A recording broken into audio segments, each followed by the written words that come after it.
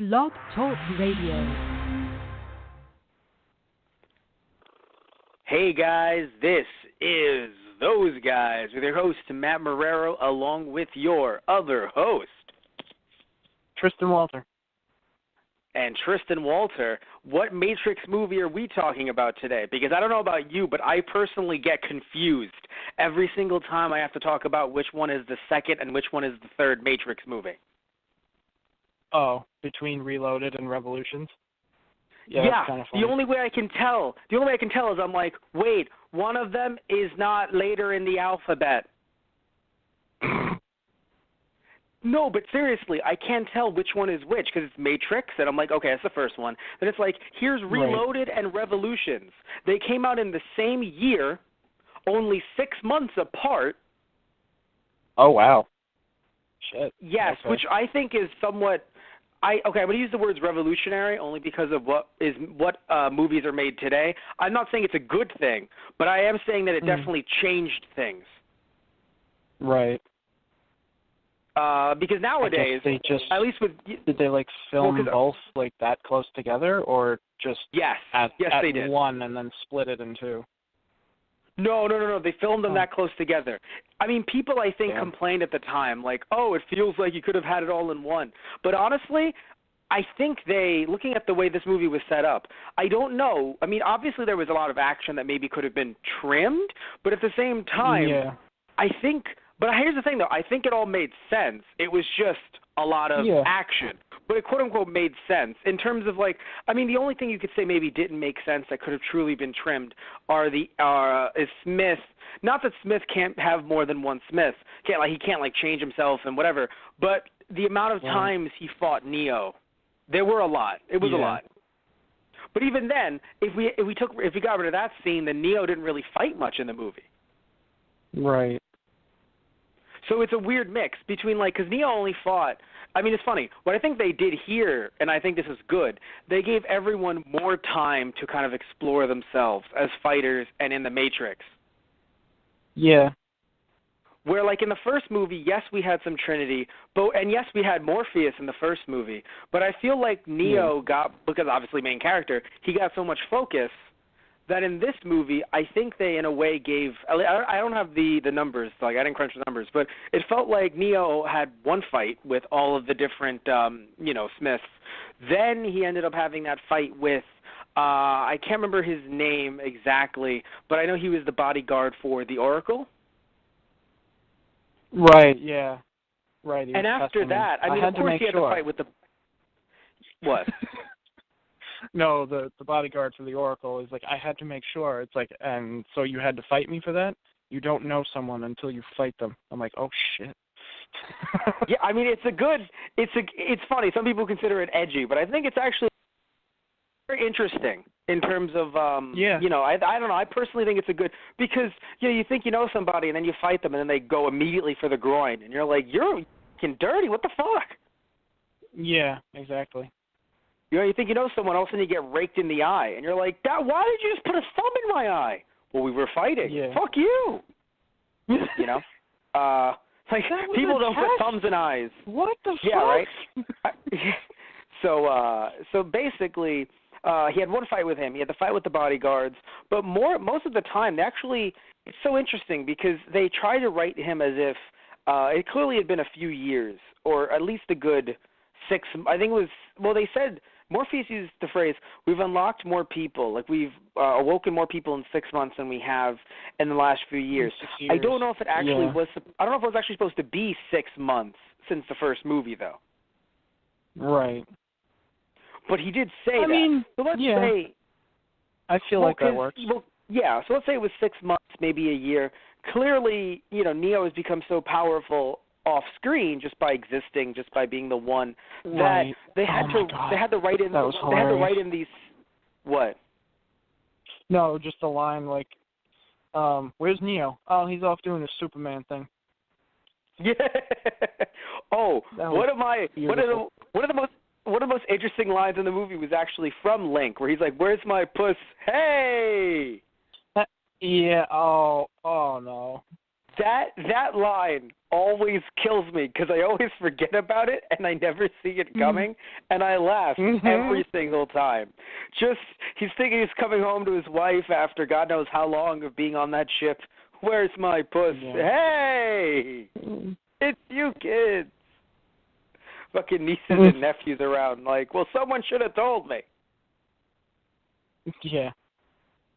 Yeah. Oh, my God. But, so easy, but anyway, so... Oh, don't worry. What? He's the one who's going to get it. No, just what she says afterwards. Oh, he turns around like, yes. Oh, shit, please don't leave. Like, he looks at the sister like, please don't leave. Bring the kids back in. Yeah, right. I don't want to die. I just got home. Let's extensively look into what you've been feeding them, please. But he was a great character, I think, because I think we needed someone to kind of relieve the tension and not be a piece of shit like what's his name in the first movie, Cypher. Because I think Cypher was like, they were trying to like he was a character that would joke around, but he would be a complete piece of shit and then became the bad guy. Yeah. So we need someone like Link who could come in, be pretty chill, have all this, be like, oh hey, it's Link, like this is so fun, and not have we needed that person to cut back to kind of be like that audience insert. Right.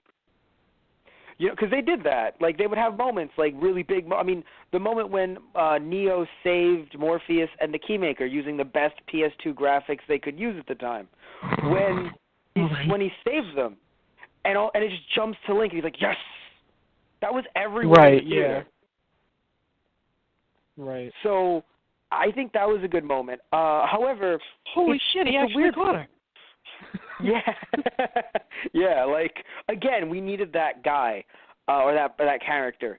The one thing, though, that, I feel like it's a downward, not spiral, but it goes downhill from the first movie. Like, each movie is worse than the last, but at the same time, I don't think this movie was the worst. No, I didn't think it was bad. Oh, okay, but you think it was worse than the first one? But it was worse than the first one. Yeah, I still like the first one better. Yeah. That's what I'm trying to say. Like, each one is worse than the last, but I don't think this was the worst. Like, I don't look at this and think, oh shit.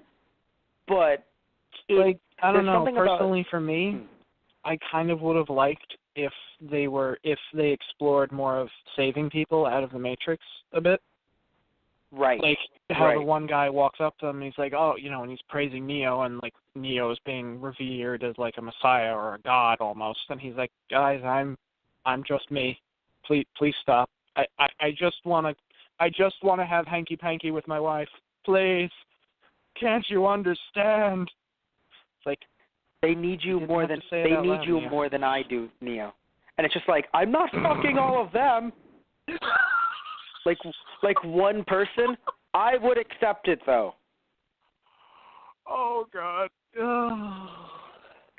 But one thing I want to mention though, that kid, his story is actually expanded upon in the Animatrix. They have a little short story dedicated to Neo saving him. Right. It's funny when the fight scenes and the CGI was introduced in these fight scenes in this movie, I was thinking, so is this what the animated series looks like? Because it'd be damn good. No. For the time. No. The Animatrix is actually a bit more. It's very stylized.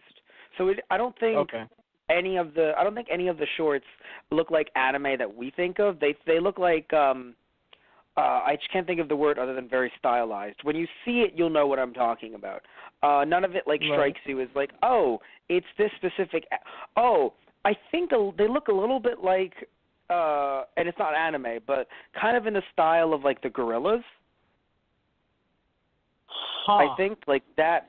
Yeah, like that's what I'm saying. It's not like it's anime in terms of what we think of anime in the early 2000s. Like it's not like Ghost in the Shell. It's hard to explain, but I think when you see it, you'll see where I'm coming from. Maybe even a little bit of like Samurai Jack. Right. Because I think each short is handled by a different production team, I think. But we'll get more to that when we actually review it for Anna Saturday. But right now, This movie, speaking of the CG, I was a bigger fan of when the fight first started out. Then it turned into a bit more wire-fu, which I was kind of, I'm not the biggest fan. Here's the thing. I like wire-fu. It's the flips that always get me, though. Like, too many flips. I'm not, like, in one fight scene when you're doing that many flips, and it happened later with Neo as well, with the bodyguards, I was like, all right, I'm not a big fan of the backflips. I know they're supposed to be, like, super-duper fast, but every time there's a backflip like that, it makes me think he's going to jump into a kick, which in a normal movie like this, he would, but because he's the one, they're like, no, he's just so fast that they'll be jumping too, but he'll still make it in time. And it's like... Right.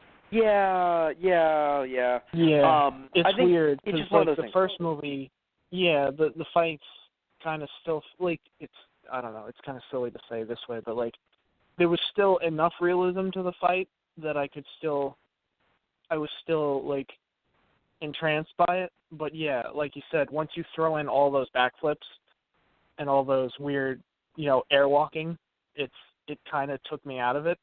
And I'm kind of like, I love you. I love you for saying the word real. Hard, guys. Yes, and I love what you said the word realism because I felt the same way. And even in my head, I said the exact same thing. It might sound silly to say realism, that it's real and realistic because, of course, we had a bunch of. I mean, again, we're sitting here like we're okay with flying, right? But for some reason, when it's when he does some backflips, it's like, how dare he? Again, it's just because he never got caught, from the looks of it, he never really got caught off guard by a backflip.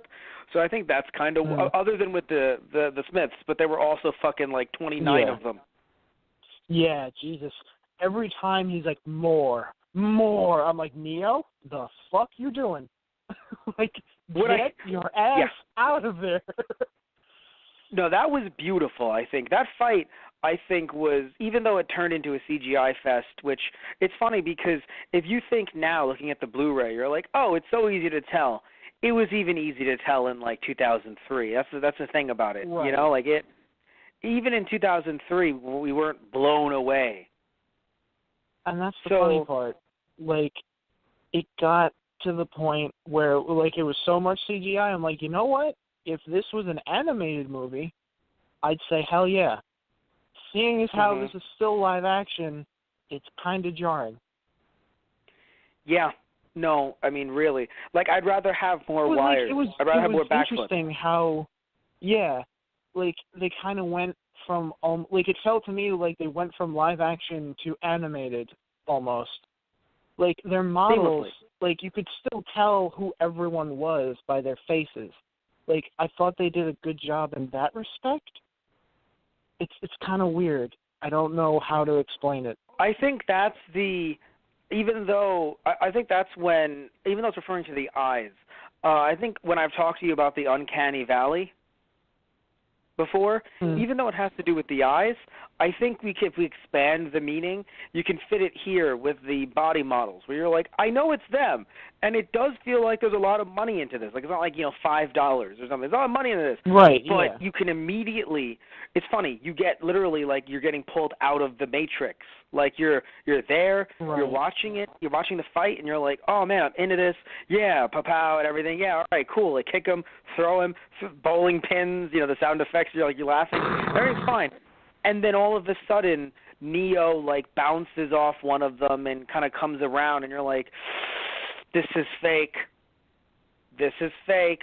Like, you're getting unplugged. You're like, like, I'm getting pulled out.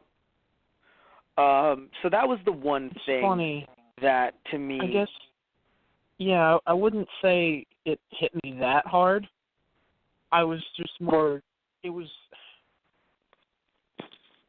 I was like, this is different.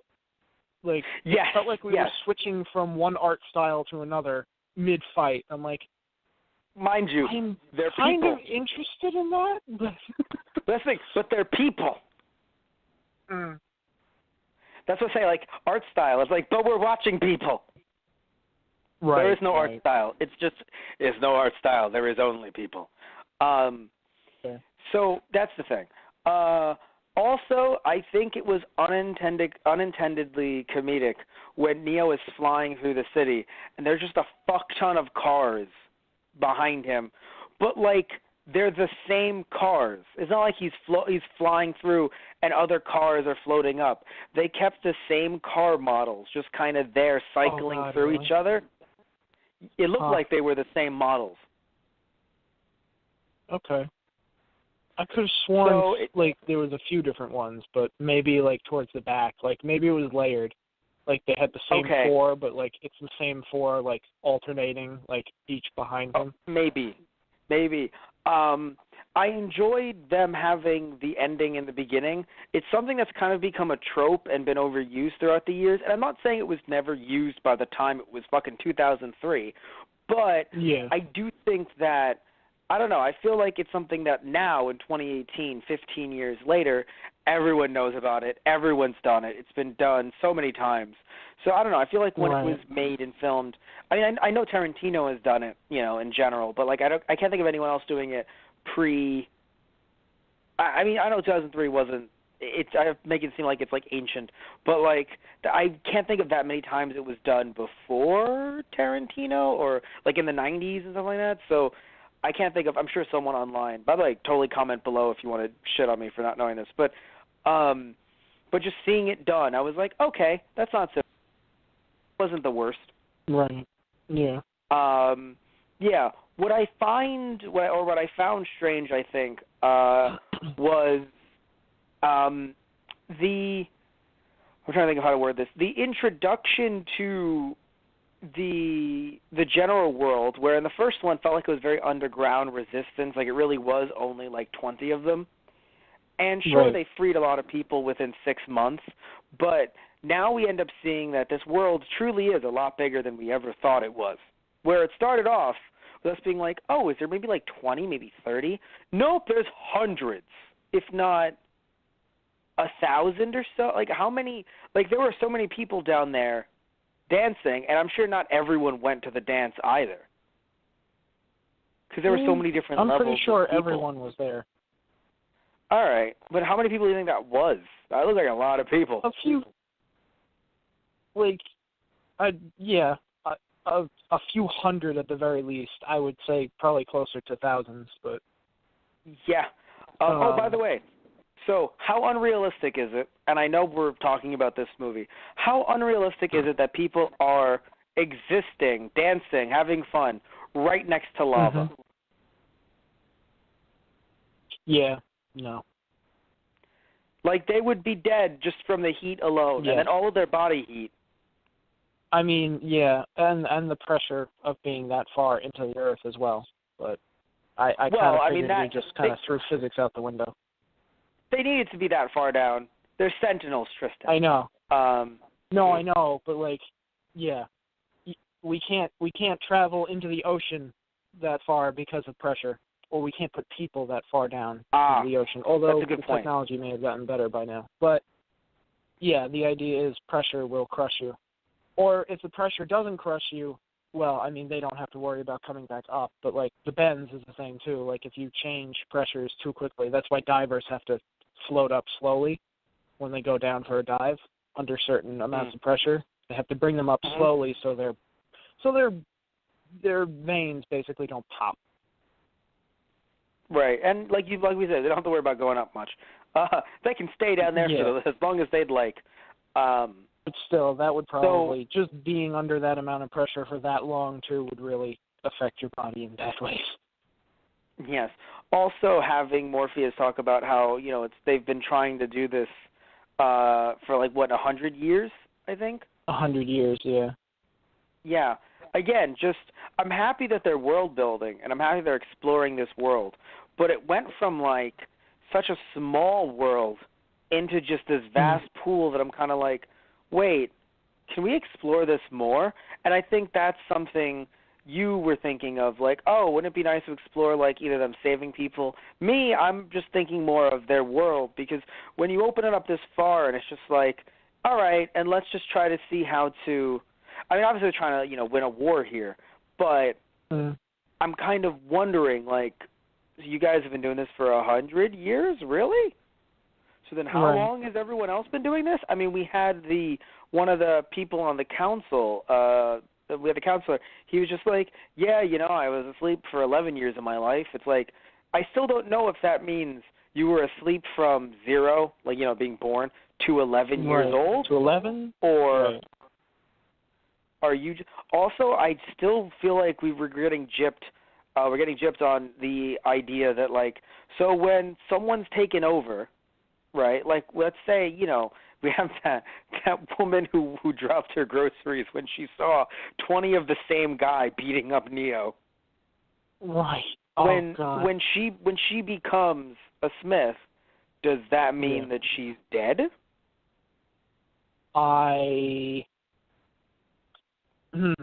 Okay.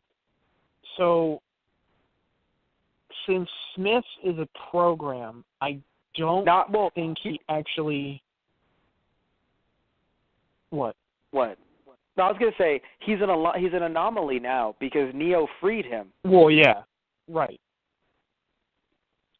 But I don't think he kills the people he takes over. I think he just overwrites he changes their code? Okay. So, like, I think the people are still in the pod, but, like, as in like, their avatar in the Matrix, he has overwritten them.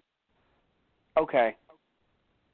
So, and he might have, like, I don't know whether it extends to the people in the pods or not, but he obviously has a hive mind with all of his other copies.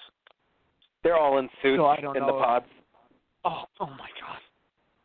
You just hear in bubbles, Mr. Anderson. Bubbles in the pod come out. But no, it was, also I loved it was like, me too, and then walks away. But you're a dick. Oh God. I love Hugo Weaving. But so my thing is though is like I'm wondering if they're dead or not, only because I mean even in the beginning of the movie I feel like we had less, maybe I don't know if they heard people thinking or like heard their general thoughts of like but they're real people, they're not Smiths or anything like that, because there wasn't that many like people getting either killed, or even when Trinity fought some people, it felt like she tried to make them unconscious if possible. Yeah. It's funny, that's how I thought Neo was fighting those bodyguards at first too.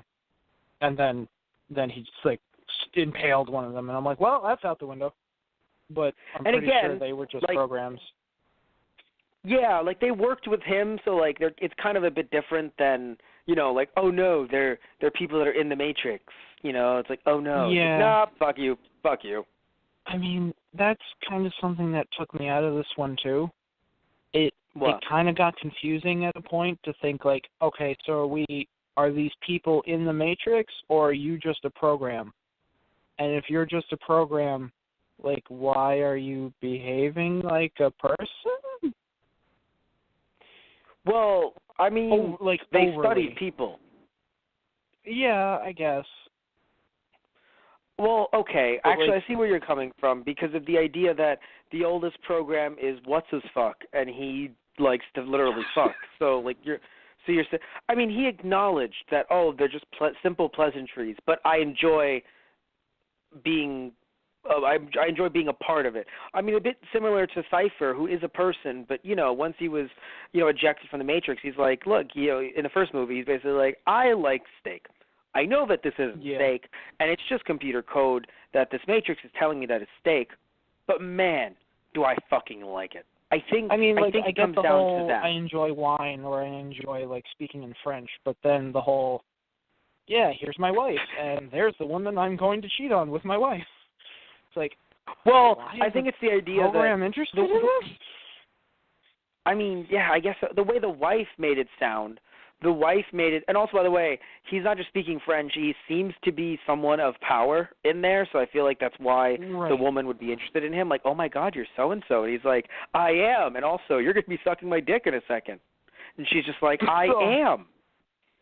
That was one of my favorite lines in the movie as well, just all that lipstick on you. And he's like, lipstick? What lipstick? And she's just like, she wasn't kissing your face, my dear. I was like, oh, shit.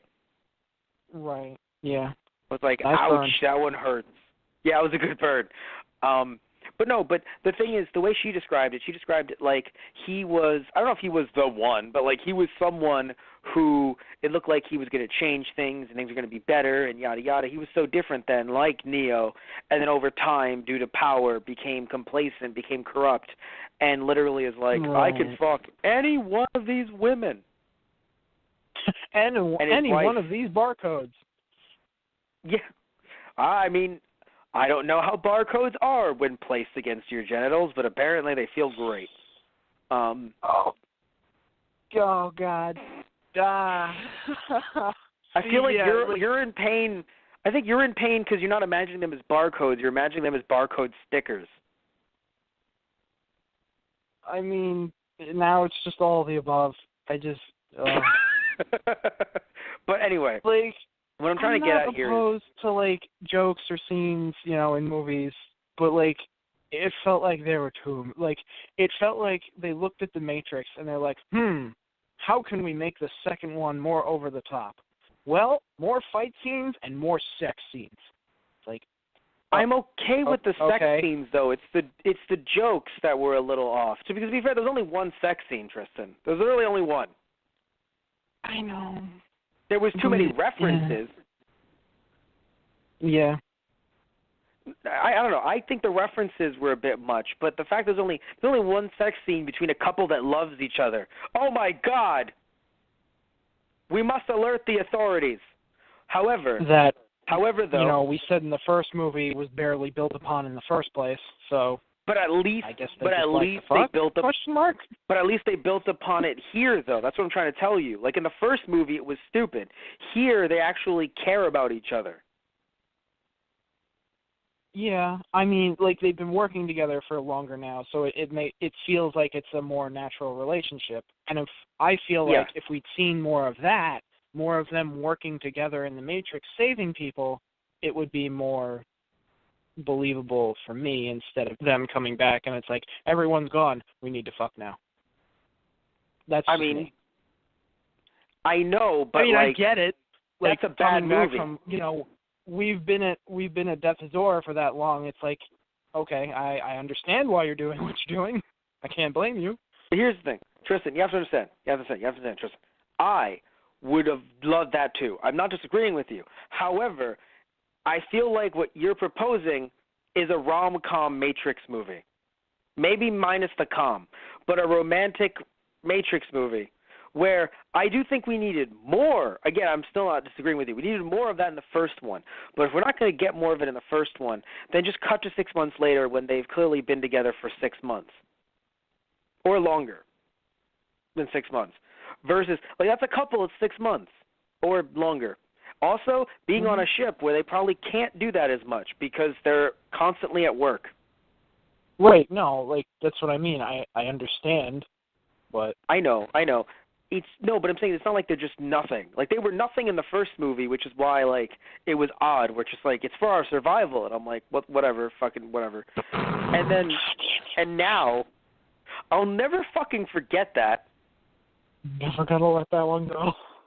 Nope. Fucking nope. But at least in this one, like, again, the thought is, look, it's been a while. They didn't just kiss once and that was it. They actually care about each other. I'd rather have Neo being like, I love you, than being like, I don't need any of this. I don't need you. Like, even, like, he's trying to protect her. Granted, she doesn't need his protecting, but it's funny. You know what's really funny? Usually the thought for me would be like, she doesn't need your protecting, all right? She's strong enough. But he literally has a vision of her dying. Yeah. And I mean, so she I'm comes like, in and wow. saves his ass anyway, so. Exactly. And that's the other thing, too, about, like, that I liked about this movie. Just because they're together and they love each other doesn't mean that she's any less of a badass. Yeah, that's true. Because that's something that is always worrisome and troublesome. Whenever a female character in a movie who was once a badass kisses someone who may or may not be the lead, all of a sudden, she's just like, guns, fighting, what's all this stuff? And it's like, oh no. But here, it was like, yeah, I'm going to fucking still do what I'm doing because this is what we need to do, guys. And I'm like, yeah. Like, yeah, Trinity, you do your thing. So that was nice. Also, I think it's the funniest thing though, where like, it's not funny, but in a way it is. I have to be honest. When they're having sex, and he sees her, what seemingly is her orgasm face, which in general her pleased face, and then it visions to her dying, and then literally, I don't know if he orgasmed and then thought, shit, I just orgasmed to that, which is a horrible thing, or if immediately he went from like 100 to 0, and she's just like, oh, good God, are you okay? Yeah, I would like to think it was the latter. But it's still just as funny, because literally it's like you're having sex with someone, and immediately, just like a balloon, just deflating, like, holy shit, are you okay, Neo? I heard the sound effect. What? Oh, God. I need someone to go back into that scene and just take that and just put in a balloon deflating. And then You just think, honey, are you okay? Do you fucking think that I won't put that on our TG Productions YouTube channel? Dude, because I will. Because we had the bowling pin sound effect already. I mean, come on. Oh, God.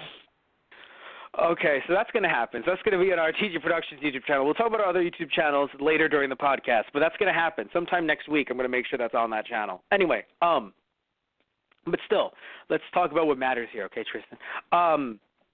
Just the fact that, like, literally in, like, a month, just it's him making a deal with the Smiths. Just they're looking at him. He's just like, I know that these aren't erectile dysfunction pills, but the Matrix tells me that these are erectile dysfunction pills. I mean, after picturing her dying, it kind of takes away some of the you know. I would think so. Yeah. So here's something that's interesting. Something that it's funny. I didn't disagree. I disagreed with you in jest, but I sort of agree with you mostly because we talked about this a little bit on the phone before we began the podcast. You called the giant dancing scene. You were like, the orgy. And I was like, Tristan, it's not an orgy, but it is. It's as close, I think, as they could get with the rating that they had. But it's interesting, though, because I feel like, but it was still, I don't know, it wasn't, because I hate using the word orgy, because, like, when I think orgy, I think of, like, something like Eyes Wide Shut, which was, like, if you haven't seen that movie, Tristan, that's an orgy. Where here... I don't think I have. And I don't think I will. And no, you should. It's actually a really good movie despite the orgy. Or including, or with the orgy, whichever way you think about orgies, however you swing in that direction.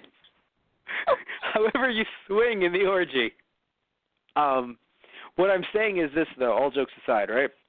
I thought that it was still a very interesting scene because, again, it kind of added to the whole atmosphere of this is different. Like, this is, again, world building, where, like, I feel better with that real human emotion than them all like, we are soldiers marching together, we love our country, we're here for Zion. Like, yeah. You know what I'm saying? Like, no, I wouldn't have wanted that either. Yeah, like it's human, like, it's real. Yeah. Oh, yeah, no, I definitely got that, yeah. And it, what I liked, it definitely helped morale at the time, which is what they needed. Yes. Because otherwise the Morpheus speech. Yeah, Morpheus speech. Yeah. Fucking, I love Lawrence Fishburne so much. Just that power. He's just like, I stand here unafraid because I think back to the fact that they've been doing this and we're still here. And I'm like, oh, that's good. Like that power. Right. I was like, yes. Like I was pumped, Tristan. But But I think that was a very interesting. Yeah, no, I think it was very interesting. One thing though that I do want to mention is that, you know, all jokes aside, yes, you know, like it was a giant. It was more so dancing. Like we didn't see anything actually sexual, just people grinding. Which again, I'm sorry, Tristan, but they had all their clothes on. It is not sex unless it's what Neo and Trinity were doing. What? I guess I'm just old-fashioned and a prude and old man. Get off my lawn, you dancing humans! Oh God, I'm a machine. Yeah, right. Personally, I'm. You know, I'm a little progressive, but a little old-fashioned. Like I do the Charleston, but naked. Oh my god. Anyway, I don't know. The Sentinel come down that's like, oh God, what the fuck are they doing? I don't know. I have nothing in our databanks as to what this is. That would be great. I can only Confuse Smith, them. Though. Just imagine Smith like, oh God, the smell, like the amount of sweat that was shown to be on that floor. Holy shit. Jesus. Yeah, that'll give you. Well, Smith I mean, is probably when you're just like, oh God, it stinks. When you're standing next to fucking lava. I mean, fair. Yeah. But what I was going to say was that the original design for a lava lamp with actual lava. With actual lava. I was going to say though that like I will admit there was some, if we are trying to relate it to sex in some way or another, or you know the dancing to sexual like nature and everything, we are. But there were two women who were dancing next to each other, and I was like, oh shit, that's actually progressive. This was like 2003, which to some people it's like it wasn't like 40 years ago, but still, for like a high paced like action movie like this in 2003, having two women dancing like that, I was like, that's good. You know, because like I don't know, just personally, just thinking about like if we're looking at it like a sexual act, I'm just like, oh, that is actually good. Because like it's not like they were focused on like they were the only part, like they were being sexualized. Everyone there was fucking dancing and having a good time. So that was good. One thing to note about Link and his wife, if you noticed, his wife was saying that she lost too many people to the Nebuchadnezzar. Her brothers were on the ship in the first movie. Yeah, right. No, just something really nice. Like, they still are tying them together in some way or another. Same thing with the spoon. Right. Yeah. Which I thought was really cool. It was like, hey, this kid wanted me to give it to you. He said he'd know what you'd mean, like what this means. And it was the spoon, and I was like, right. It was the whole, like, do not try to bend the spoon. Bend around the spoon. Yeah. But, so that was cool. Sadly, the original actress that played the Oracle, she passed away, and I think, if I remember correctly, she was recast in this movie and in the next one, I believe. Right. I don't know if I want to see which movie she was recast in, because I know she passed away. I don't think I said it the first time we were working on it, because I was like, why make everything sad? Like the first one we talked about. But I know that in this one, I think it was this one where she passed away. Oh, by the way, I've enjoyed even though none of them were Japanese as far as I can tell, looking at the actors and everything, I enjoyed the more of an Asian inclusion, because like I feel like sometimes movies that try to really kind of take a lot of their style from different Asian, either kung fu or in this case like Ghost in the Shell and other kinds of like neo-punk anime, goth, cyberpunk, stuff like that, those kind of anime. You take from a lot from those and from, again, kung fu, stuff like that, and then you don't include any Asian people in it. Right. And it's like, I'm not saying that, Keanu Reeves, I'm not saying that Neo needed to be Asian, but there were a bunch of other people that weren't in the first one, and I was like, that's odd. So in this one, it's nice that they included a lot more, Asian people, both on the good side and on the bad side. Right, both with the, because the bodyguards, you also had Ghost, who he was standing next to Niobe. Right. Who his role, if you don't know him much, because he just showed up for pretty much 5 minutes in this movie, but his role is expanded a lot more I believe in the next film, and also in the game Enter the Matrix. You get to play as him, so his role is greatly expanded, both in the game and I believe in the next film. Cool. But yes, which is good. But in general, and of course we had the Keymaker. Yeah, he was cool. Yes, and he was actually in one of your favorite films, Tristan. I thought he was in one of your. Oh no, he. Oh God, you believe? No, he's not. He's. Oh God. Yes. Damn it, Matt. Yes. He's also known as the character called Grandpa Gohan.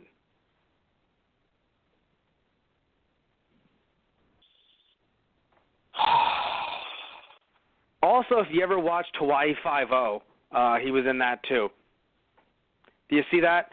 Is that on the not TV Land? What was that channel you were telling me about that plays old classics? Is Hawaii Five-0 on there? It might be. I'm not sure.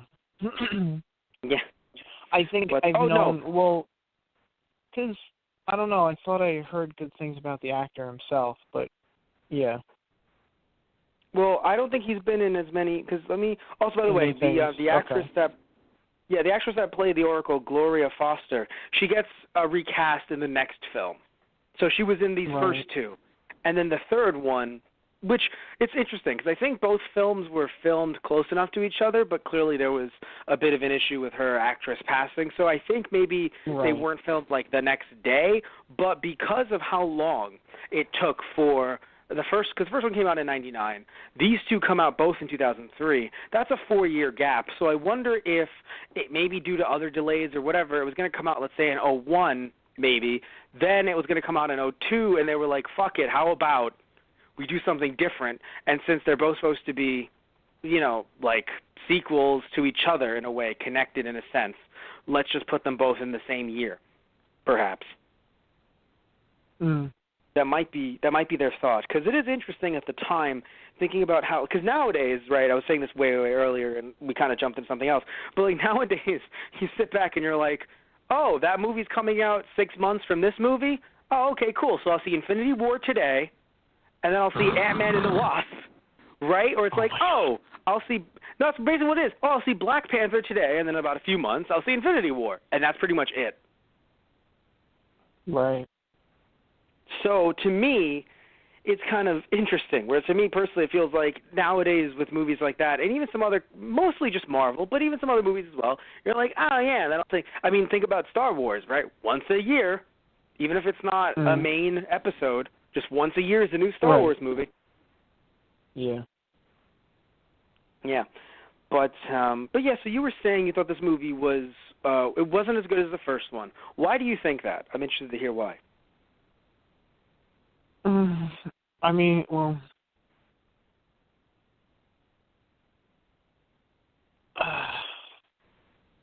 I don't know. I can't, I guess I can't place my finger on a big specific reason.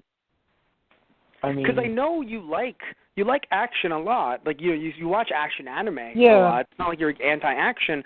But do you think maybe with the themes the first one presented, with its action, of course, but because there was, to be fair, but with the themes the first one presented, maybe it felt like this one, there was too much action? I don't know. Yeah, I guess it felt like the first one had a better balance, maybe. I did really enjoy getting to see Morpheus and Trinity do their thing on the highway. That was cool. While Neo was kind of tied up.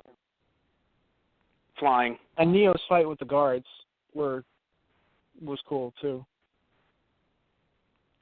Yeah, it's interesting, because it's not like I want to sit back and, shit on the action in the movie, because I love me some action, and as do you. But there definitely was something that was off about this movie, and I don't know what it was. Maybe because, and they put a lot of money into it, but I think maybe they were just a bit too ambitious with some of the action scenes, perhaps. Yeah. Also, while there is a lot of script work put into action scenes, talking about when the CG is going to come in here, when this person is going to, do this, do that. It's not just and then Neo punches them, and then it's not just that. Right. But I think to people like you and I and those who don't really know as much, it comes off like that. So it comes off as in the first movie, there's a lot of explanation, a lot of dialogue, and in this one, it kind of feels like they're on the highway.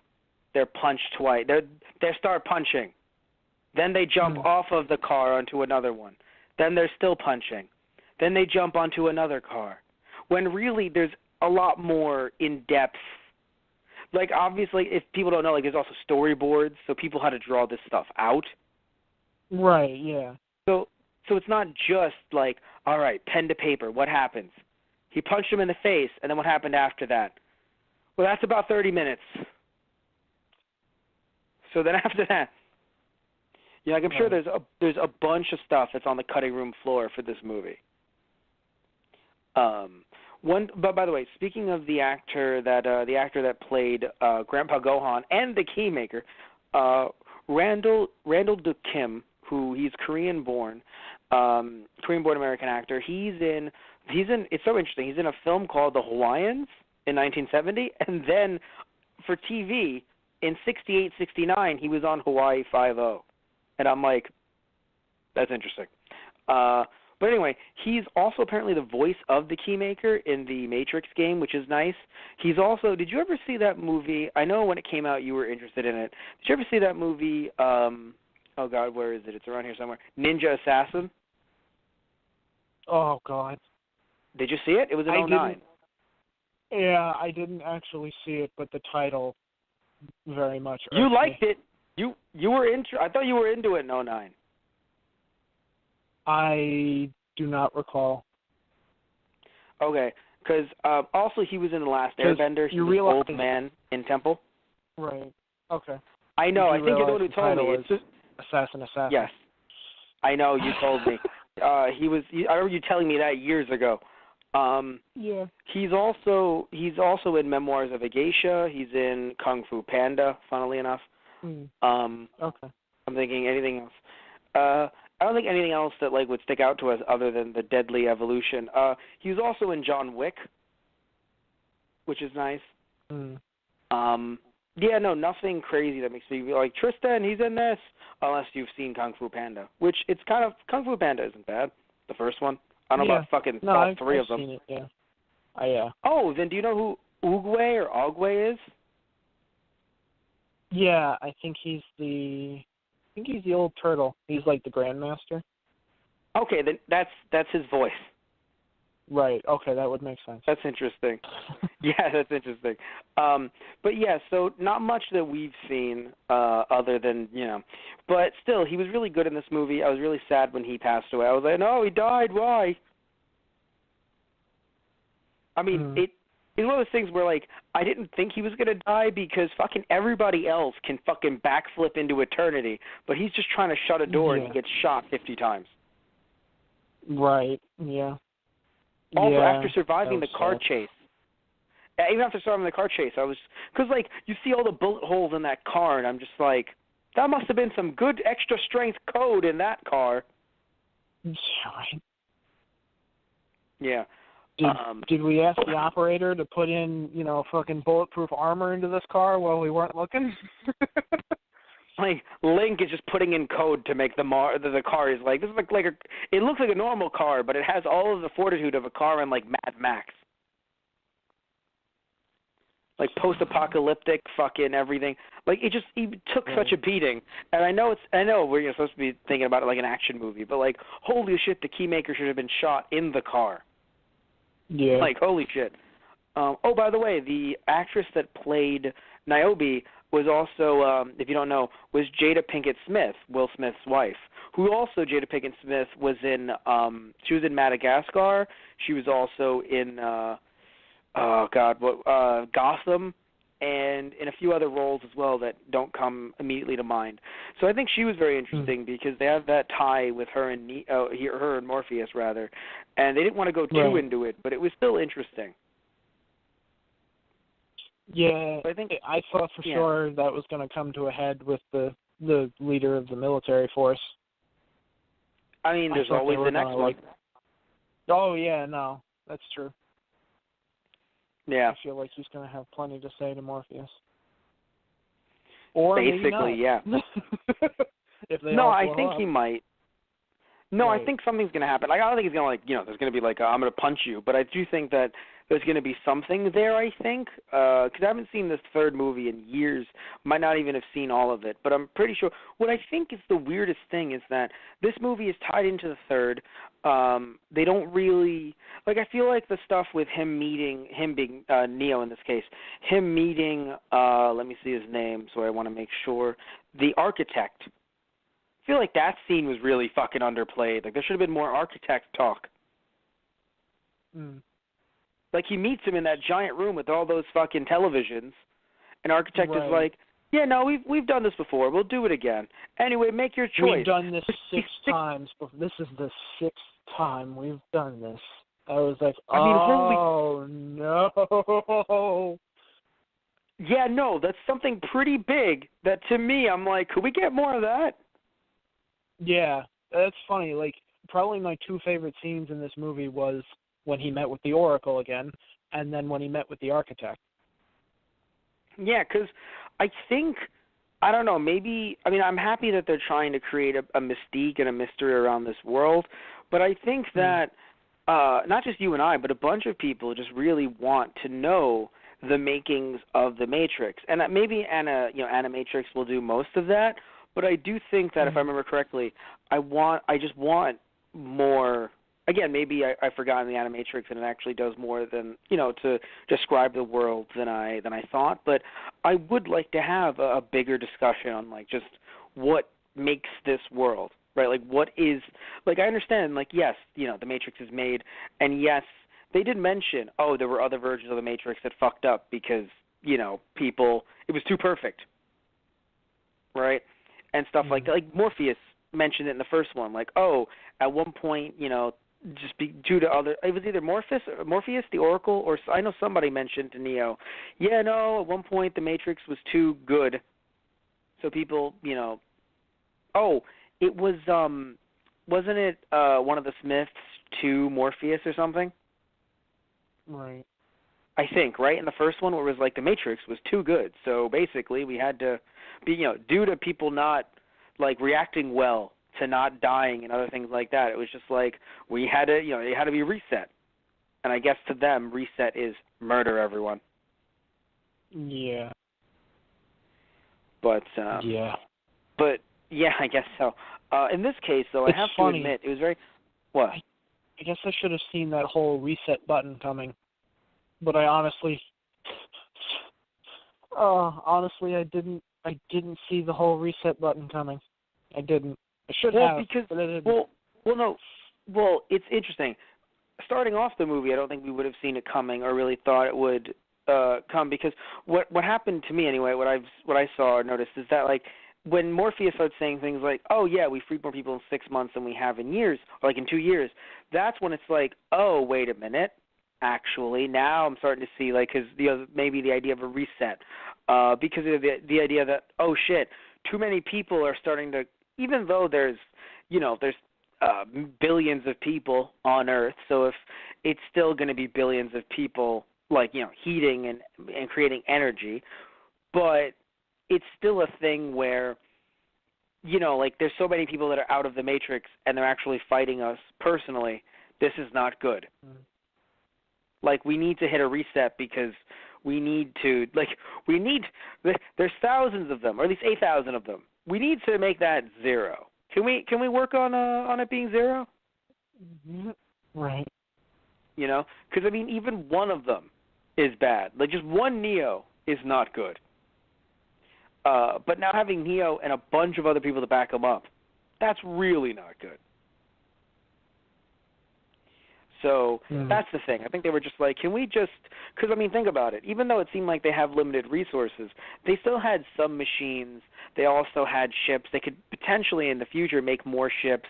Imagine how many more people could be fighting with Neo in the Matrix to then help other people get out of the Matrix. Like, those aren't good numbers for the machines.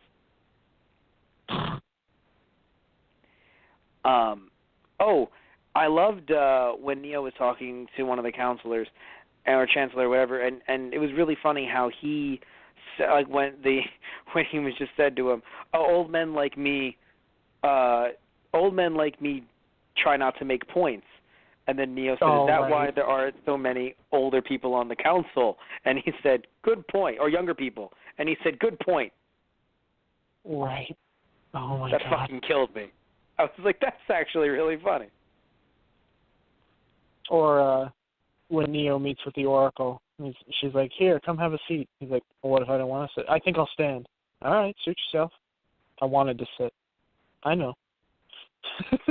Yeah, exactly. It's like that's what I told you. You should have a seat because I knew you were going to want to have a seat. Oh, man. By the way, I want to mention the budget for this movie was, I don't know why there's two different quotes, but it's from $127 million to $150 million. Now, while I do think a lot of people at the time had criticisms for the movie, a bit more compared to the first movie, we have to acknowledge, though, that the box office, it did make $742.1 million. So while people did definitely have criticisms at the time, still made $742.1 million. Holy shit. Right. That's a lot of green, Tristan. Yeah. I mean, Jesus.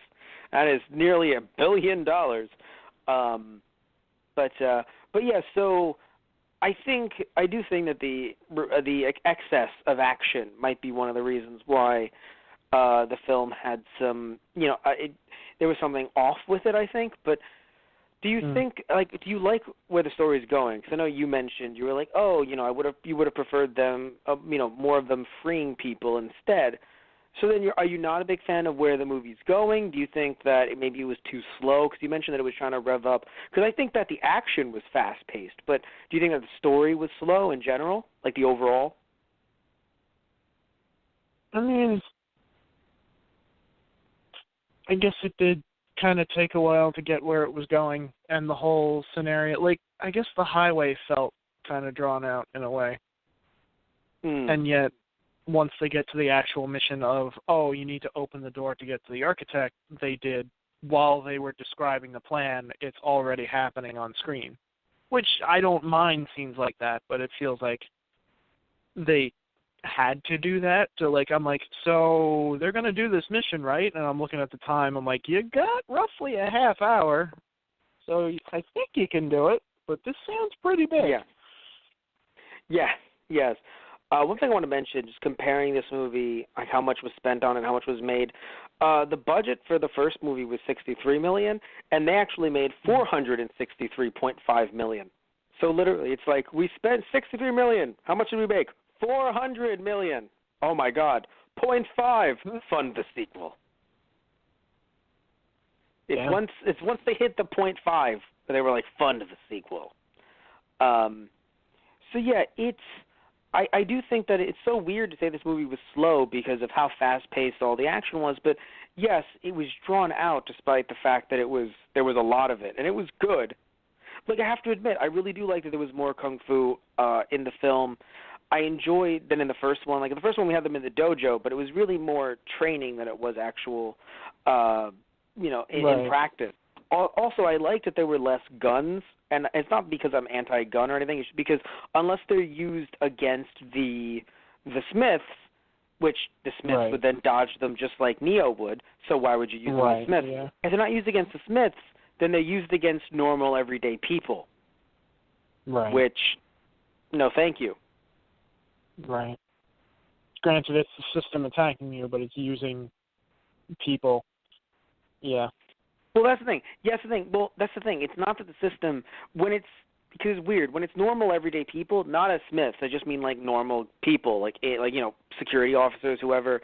They're just normal, everyday people thinking they're doing their job because some dude or some woman came in with a gun. So it's not even the system. It's just random, everyday people who haven't been unplugged, that they're just like, those are people who don't know any better. We're going to gun them down. And it's like, Jesus! Like, it's kind of interesting. If you re-edited the movie, who's really saving you, well, that's what I'm saying. If you removed every clip from Zion, fucking Morpheus and the rest of them look like eco-terrorists. Right. Think about it. If you remove every clip from Zion, it's just Morpheus being like, take one of these pills. It is clearly not drugs. You are not on drugs right now. But what I will tell you is that we have to kill all these people because they haven't been unplugged yet, and the suits are the bad guys. Like, there was some like fan theory going around that like all of them were like secretly terrorists, and like none of it was real. And like obviously you see Zion, so that completely negates all of it. But like if you cut out all of those scenes, it looks really bad. Like when they're just like, we have to blow up a power plant. I'm like, okay, guys, hold on a second there. Why are the police constantly chasing you? Answer me that. But I loved it too. They were like, "Where's Morpheus?" Follow the sirens. Yeah, just that huge chase scene. But yeah, how did you feel about the two brothers? Because I feel like they were interesting, but like you said it in a different way. But I will admit they kind of convoluted the whole everything. Because it's them, and then it's the Smiths, and then it's normal everyday people who are also police officers who get transformed, sure, but they're also in this. Well, so it was it's just agents. like Smith didn't appear on the highway. I'm sorry, you're right, agents. My bad. Just in general, but yeah, I meant like they were agents. At first, they were police, but then they turned into agents. But of course, there's police behind them, normal police apparently. And then there's also those two brothers that I think were ghosts, or could become ghosts. By the way, those bodyguards, really interesting, because earlier on we had the Oracle mention, oh yeah, anytime you saw like a vampire or a ghost or a demon, that's stuff that, the system really messed up there. Like, it's interpreting code the wrong way. And I thought that was cool. And then when we had the wife to what's his name, to Asshole, let's call him Asshole, to Asshole, the wife shoot one of them saying like, oh, they're unkillable, that's why my husband keeps them around. But to be fair, not many people have silver bullets in their gun. And I was like, oh, are they werewolves? And then she shoots them, and then she says to the other one, just go tell my husband where we are. Which is funny, because normally I'd be like, we should stop him. But I'm sure they're like, look, we just want to find the keymaker. If we have to fight this guy afterwards, so fucking be it. Like, are we going to get the keymaker? Yes. All right, we're good. Like, what else can you do at that point? Right. But what I wanted to say specifically was that it's just like, it was interesting that they apparently were ghosts. None of the others showed crazy superpowers, which that kind of made me sad. Because I'm like, we have two ghosts. One of them seemed to be like a werewolf. I know maybe someone thought, no, we have to keep this down to earth. Like, we can't have one of them transform into a werewolf. But it's like, come the fuck on. Like, guys, when, like, I don't know, like, I'm not even saying you can't do crazy kung fu as a werewolf. They could have. But when you start them off, like, talking about, like, these anomalies, and then, one of them gets shot with silver bullets, I'm like, all right, there's some weird shit going on here. Two of them can fucking go through walls just like ghosts. I'm like, not one of them is like a little bit of a demon, just a little bit. Nothing crazy, just like tiny horns or something. Maybe some super strength, I don't know. Exactly. Like, in no way is this down to earth when fucking Neo is doing everything that he's doing. Just give one of them some horns or like some fangs. Right. We already got Neo doing superhero landing in reverse. Exactly. Yeah, by the way, him flying was so interesting. Because I feel like the first one, maybe Morpheus said something like, one day you'll be able to fly. I think he did. Yeah. But I mean, all I remember of him is like, if you, you won't stopping bullets was the only thing I remember him like directly referencing. I feel like he mentioned one day, like, anyone who could do this, one day they could even fly or something like that. But I will admit, though, his flying came out of fucking nowhere. Like, as a kid, I think everyone was like, what? Like, you needed to have Link make the Superman joke, because it's like, I understand he's just bending code, but the dude is straight up flying. Right, yeah. Like, that's a lot to comprehend after the first one. I guess. You were okay with flying? I pretty much chalked it up as to, Neo being OP as fuck. So I kind of expected him to do something over the top, crazy. But that's what I'm saying. That's how OP it was. Right. That's what I'm saying. It was so OP. Like, it's just like, holy shit, he could fly. Holy shit. That was the thing. What? Like, I knew he had to escape somehow, and I knew the flying thing was probably going to be it. But, like, after he fought the Smiths, then he took off into the air, and they all just kind of watch him fly off, kind of look back down, look at each other. Like, they all kind of look at each other for a moment. Can any me do that? Like, they're kind of searching through each other, like, anyone? No? Fuck. All right. What I if guess one we'll of us regroup and get them later.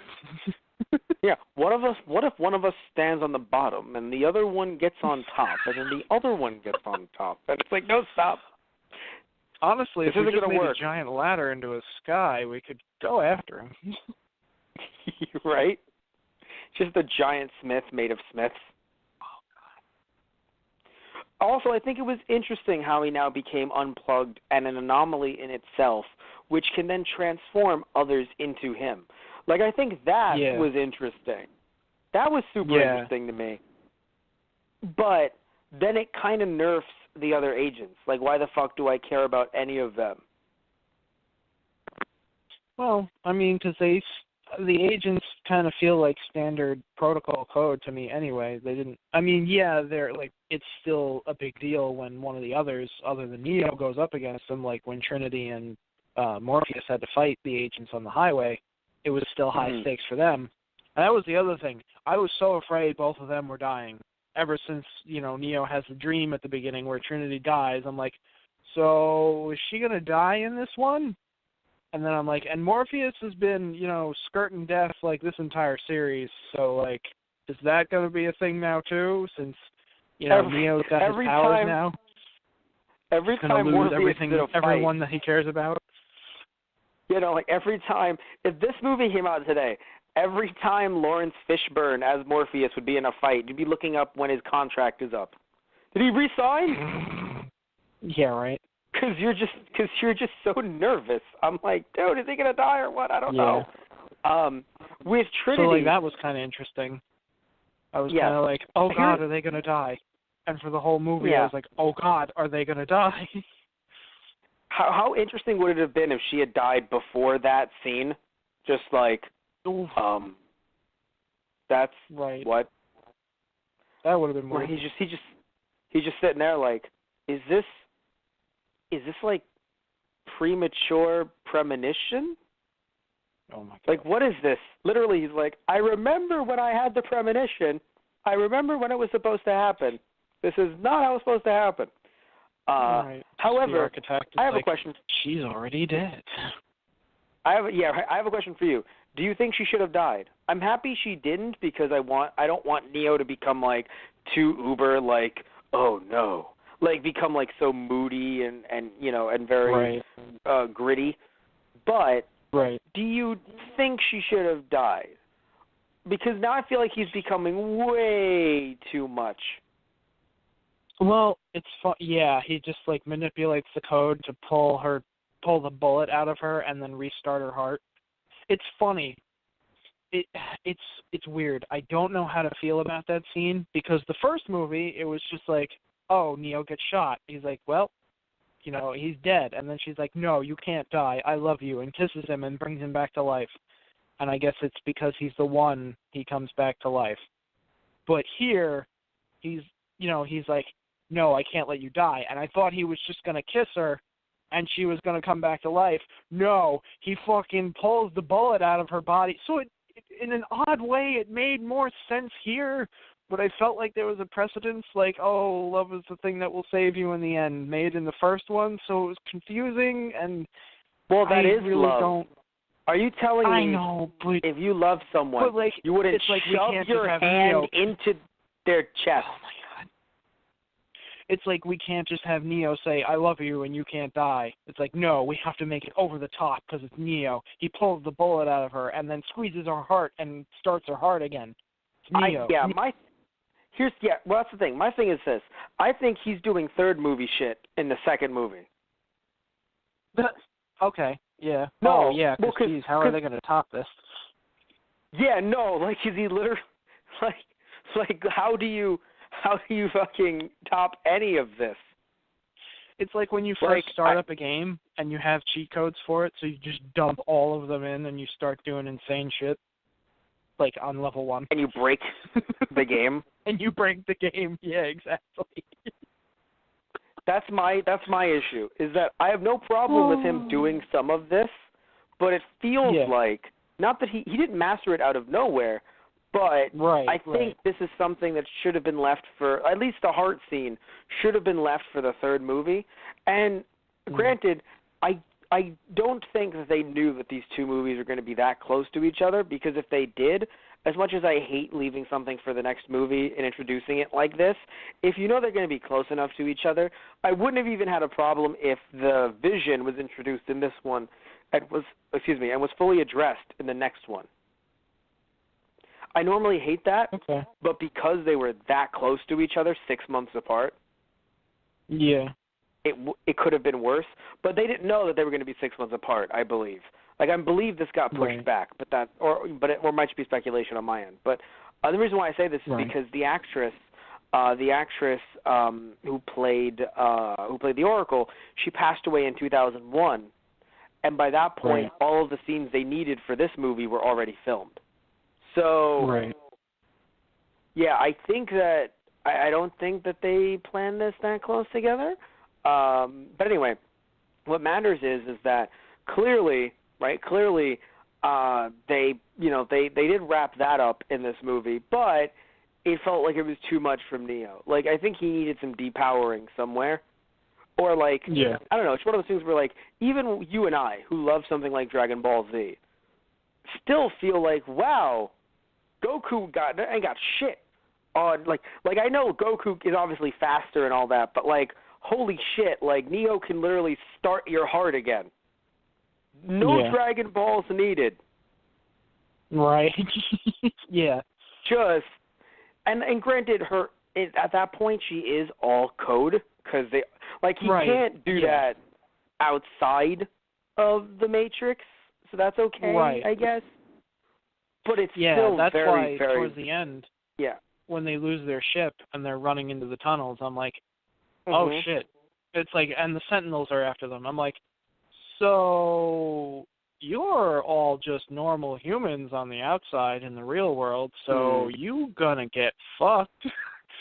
I'm like, please don't get caught, because you can't do jack to those things. And then Neo just holds out his hand. Like, that was interesting. I'm like, he's going to be able to affect them somehow. And I'm like, I want to see more of that and have that be kind of explained, because I feel like that whole conversation he has with the counselor, with, machine and man coming together in a symbiotic relationship. Like, I would assume that's going to be a big part of the third movie, especially since we found out the Oracle is a good code for a good program, and like, oh, so there are good machines in this universe, right? It's like, yeah, we're not all crazy fucking murder machines. It's like, what do you think? It's like, well, you just have Smith? Well, dare I say, I resemble that remark. Yeah, right? You give me a bad name or a good name. Either way, I also give me a good name, turn someone into himself. By the way, like how... You're giving me a good name. Stop it. Murders you. Well, no, when he's trying to turn both Neo and Morpheus into himself, I'm like, that is also a thing. And it feels like death, apparently. So maybe they do die in the pod. I was going to mention that earlier, but yeah. Yes. But what's I thought that's how too, Morpheus was going to die. Like, when he started infecting him, I'm like, no! I'm like, that would have been... It's funny. It would have been gut-wrenching, but it kind of would have been a perfect way for him to go. It's like, oh, God, why? Like, why Morpheus? Why does he have to be turned into a Smith? Holy shit! He gets turned into a Smith, starts shooting other Smiths. I'm like, Neo and Smith, Morpheus. Oh, God. Oh, by the way, we've been going on for nearly 2 hours, and we're going to finish, we're going to wrap this up soon, but we've been going on for a while. We didn't even mention the fact that there's a Smith in the real world. Yes. That scared the hell out of me. What's funny too is he was just about to stab Neo, and then I love it. That little shit who Neo thinks that's a little shit. He fucking saved his ass. Yep. And no one will ever know. No one will ever know, right, Neo? So shut up. He saved you. But kudos to him. Yeah, kudos to him. That was awesome. Yeah. Oh, yeah, that's by crazy. the way, when he infected one of the people going back to Zion, I'm like, oh no.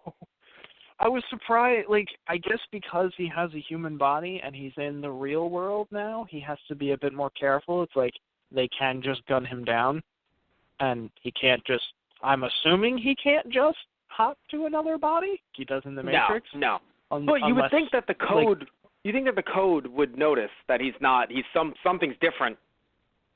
Right. Yeah. Yeah. I figured they would have picked up on that, or they did, and then he just immediately killed the crew when he was on the ship. Maybe. Oh, I loved when he was like, we should definitely go out and save Neo. This is something that I would say, right? And his captain was like, shut the fuck up.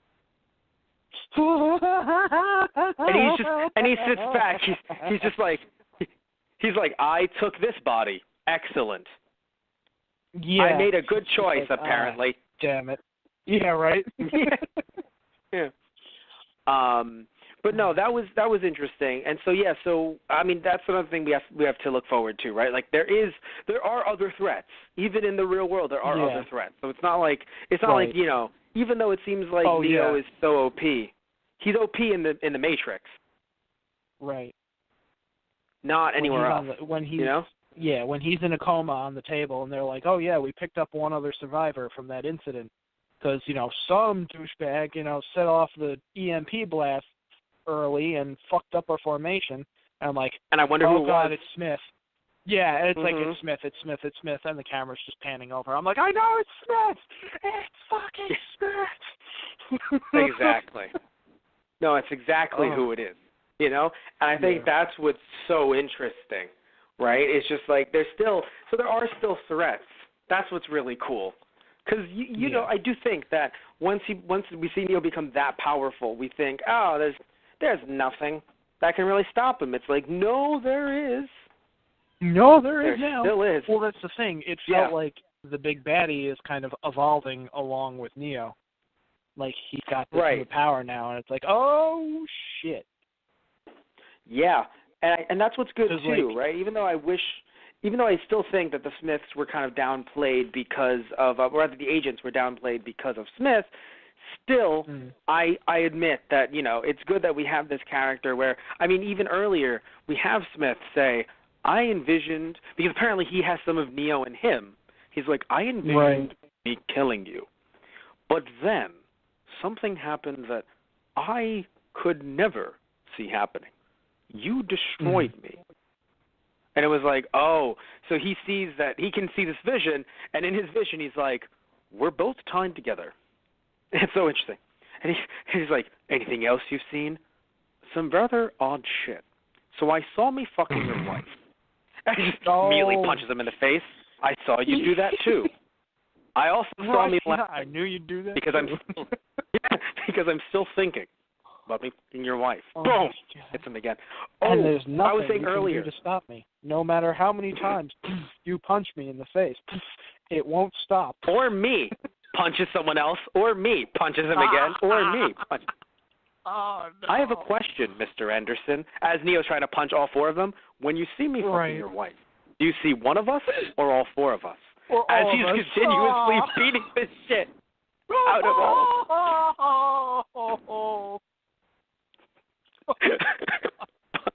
No, something I wanted to mention, and we got all cut off earlier. I want to mention, I, as a kid, when I was younger, because I wasn't a kid when this movie came out. I was a kid when the first one came out. But like in general, though, I'm still laughing at this day because the same joke came to my head, or same thought. So when the wife of the original, that older program, when she was talking to Neo and saying stuff, and also technically to Trinity, and saying, hey, kiss me like as if I'm her and yada yada, right?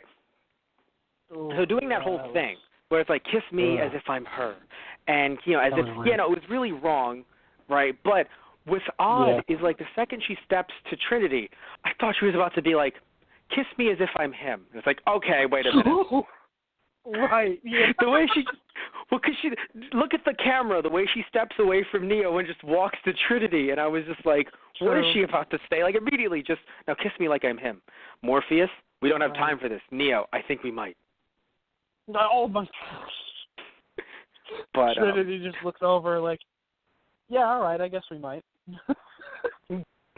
But oh God. No, but and another thing too, by the way. Well, it was interesting showing that, like I said earlier, that difference between their relationship and everything, like that kind of that shift. One thing, though, the way the scene was shot was very interesting. Like the whole, and I know maybe you weren't a big fan of it, but I was a fan of it, like on like just a filmmaker level. The way they kissed and then the light shut and it was darkness, and then they cut back to that scene and then they're not kissing and then the light shines through their lips. I was like, that was shot in a very interesting way, very artsy. Like, it was, I don't know, it was very strange. Like, in all of that seemingly wrong stuff, I was like, this was very, very, very again, a lot of art tied into the way the scene was shot. I was like, that's interesting. But, but overall, yeah. But anyway, so I'm happy Link didn't die, because I thought Link was going to die. Just him and his wife and everything, and it's just, oh, baby, don't worry, I'll be fine. And I'm like, you dead. I'm sorry to say this, man, you dead. And it sucks, too, because, his wife is like, what? I just loved it when he pulled out, like, the good luck charm that she gave him. He's like, can't hurt. Just puts it on under his shirt. Oh. I mean, it can't hurt, right? I mean, really. Yeah. But no, overall, you need all the plot armor you can get, man. Yeah, no, not everyone is the one, so you gotta need some of that, man. Yeah. But what I was gonna say was, even though, now we're wrapping this up, even though this movie wasn't as good as the first one, I do have to say, I think it's less shit than I originally remembered, because every time I think about this movie, I'm like, yeah, it pales in comparison to the first one. And I think it is a step down, but not as many steps. I wouldn't say that. What? It doesn't pale in comparison. No, like, I wouldn't, down. I wouldn't say that it pales in comparison, but, I still enjoyed the first one better. Yeah, and I also think that even though this was revving up to a war, like, it does make sense. Like, even though you and I didn't see the reset button coming, we did see, in theory, like, it was obviously going to, if it was going to be a second one and then a third one, I think we can picture there being a war coming of some kind. Right. But, between, but I do think that, machine and man. Yeah. Yes. Like, that's going to come to a head at some point, especially with Smith. Of course. Yeah, especially with Smith. But I do feel like there was just, again, maybe, I guess maybe it's because of the elongated action scenes, maybe not as much focus as the why.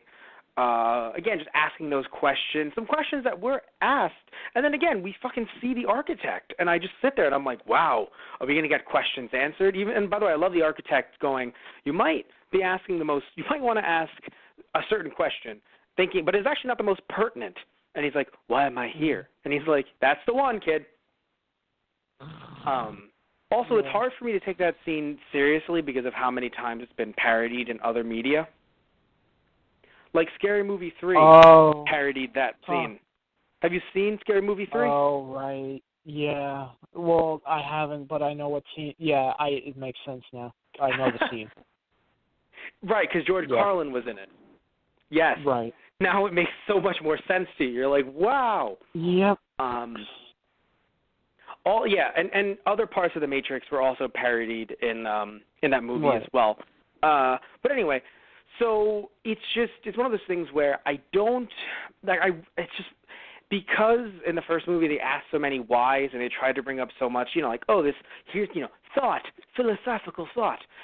And I'm not saying that it was deep. I'm just saying that, like, they did that. So in this movie, they didn't really follow up with that, in a sense. Yeah. Yeah. I feel like the only two scenes that really brought that kind of stuff up was with the architect and the oracle. And I mean, that's what they're there for, obviously. But but those were the real highlights for me. Like, thinking about everything that's going on in their universe. And it's like, Yeah, and her being a program was also interesting. It is something that we should acknowledge is big. Yeah. Because we thought she was a normal person, quote unquote, like the rest of us. Right. Yeah. Right. Yeah. So to be fair, that is big. right? There are big things that came up in the movie, big plot points, and also it was, like, it's not like they introduced something out of nowhere in the sense that, like, yes, you might say the flight is introduced out of nowhere, but it was needed throughout the film, so that's why they introduced it as much as they did in the beginning. Other things like the ghosts and stuff like that and other anomalies, also bringing in Smith as an anomaly that's affecting them in the moment versus just the bodyguards and then having the bodyguards mean nothing later. Introducing other programs that mattered. So I think it was a great movie in terms of world building, but I do think that after the way the first one was built and made, it would just be odd. Like, if I had to compare it to Dragon Ball Z, because what else are we here for on this earth, Tristan? It would it would be like after the first Trunks arc when Trunks came back from Matt? Yeah, what is our purpose? After the first Trunks arc where it's like, oh, hey, he's come back from the future, it would be like if we had another one, not that did what it did in Super. I'm talking about we had another one where they were like, now let's go to Trunks' version of Australia. Why? Or now let's go to Trunks' version of Namek. What? Like, why is this needed? Something like that, right? Like expanding it in ways where I'm not saying that this was terrible. It just felt like out of nowhere there were so many people. Like, it went from, again, I said earlier, 30 people to now like 30,000. It's like, why are there so many of you? Okay. I think like, that's for me, Zion felt like that's kind of how I always imagined Zion. It was humanity's last holdout, and there was a decent number of people there, but obviously not every person is a soldier. Although I suppose with that kind of society, you'd think everyone would be a little more like geared up to fight the machines, but in a way, I guess on the same note, not everyone is prepared to be on the front lines either. Yeah, not everyone. They still got to have people that run the place too. Yes, of course. That must take but the thing a large amount of people. I just think that. Yeah, no, a lot of people need to, make the machines, like the smaller machines, look after those machines, stuff like that. I think it just seems a bit more advanced than I would have thought compared to what they have. I mean, for me, the whole idea of, oh, yeah, we're, like, near the Earth's core, I'm like, oh, okay. So you've got some pretty, like, immediately for me, like, the tech was, like, light years of, in the future of what we have right now. The Earth is also fucked up, so they have access to Yeah, that's true, too. Yeah. Also, what's funny is I looked at the time and I realized we've been talking for a while, so we should wrap this up soon. But for some reason, I thought we started at a time. I'm going to tell everyone what time we started. I thought we've been talking for nearly 2 hours. I'm like, oh no, it's been an hour and a half. We're still going to wrap things up soon. But I actually thought I was like, oh no, it's almost 2 hours. It's like, no, it's not, Matt. We haven't been talking about Matrix that long. But yeah, I just feel like there was a lot more people than I thought there would be, because I know humanity's last holdout. When I think of last holdout, I'm like, there's only 50, there's only X amount of us left. We are trying to do the best that we can.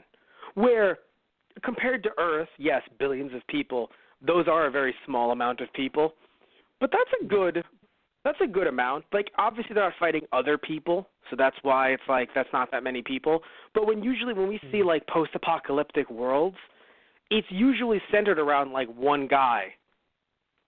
Or like 5 people, or like 10 people. That's my whole thing. I mean, at that point, humanity is already doomed.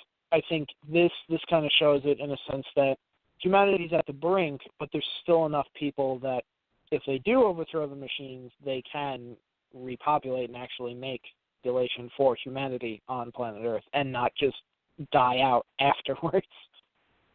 That's a good point. How did you feel about the after credits scene? That was interesting. Well, I mean, they had so much of they had most of the film done already, so they're like, fuck it. Right. There you go. Yeah. It actually kind of got me hyped up for the next one. I mean, the ending for 2 with just Smith on the other end of the table already hyped me up for the next one. So. Yeah, I think it's interesting because, again, just something that I don't think was big at the time. Like, after credits, like, I'm not saying they started both of these, like the after credits and the whole, the movie's coming, 6 months later or whatever. But I don't remember it happening that many times throughout history. Like both the the 6 months later thing, as well as the whole after credits, usually not a thing. Right. But like this is '03, 15 years ago. Like I don't remember it happening that much. Like now it's just a staple. Everyone thinks is going to happen. Like why wouldn't there be an after credits scene, right? Or wait, 2 years to a movie? What? Like I expect this movie to be, but no. But and also another thing too for this movie as well. This movie, like definitely, what's it called? It definitely had. Around the time, because this came out, I mentioned earlier with The Matrix, the first one, it came out in '99, right? So when that one came out, it was one of the first movies to be out on DVD. And what's interesting is how now in this movie, it's '03, this movie, there was a lot of like bootleg DVDs of this out at the time. Like I don't know if you noticed that, Tristan, but there were a ton of bootleg DVDs of this out around 2003 or so. Right. Oh god. Like it's just, I don't know, maybe you didn't notice it, but like also because I'm in New York, like you're in Long Island, but like I'm in like the more urban, like there's not urban, but like urban, not suburban, urban. So like there was a bunch of people peddling like like fake DVDs of this. So it's one of those things where because it's funny, I look at the cover of the poster on Wikipedia is actually the cover of the DVD.